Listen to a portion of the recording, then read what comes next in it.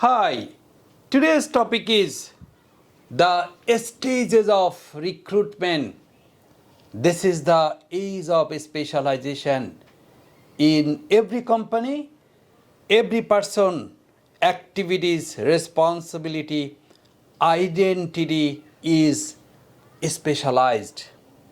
Now, every formal company like to declare the activities of one person. One is guard, one is machine man, another is technician, another is doctor.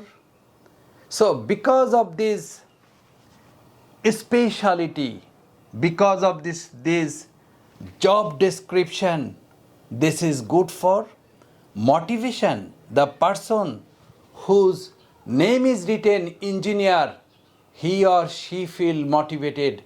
I am engineer, I am doctor, I am technician. So these job description, these specification are good for motivation, either for appointing or for declaring. The main theme of job recruitment at the time of declaration, every company first of all identify their requirement. At the time of identifying requirement, they also emphasize what type of person do they require. Even if in a situation one person cannot be recognized, company obviously emphasize on special duty of one person. So after identifying problem, company declare some engineers are required, some doctors are required. So getting the declaration with job description and specification, what are the fringe benefit, job, salary, company policy. Watching this all specified issue, people whether come or not become very clear.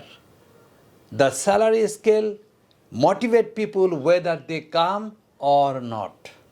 So a specified declaration help matching abridgment company requirement and people coming.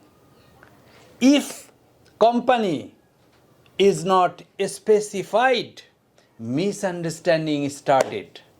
What type of people come, why they will come, should they come, many questions are raised up because of this specified, particular, to the point declaration. Clear? And last of all, you know that after a specified advertisement, yes, according to the quality, first time from thousand people, the attractive people are, the qualified people are shortlisted.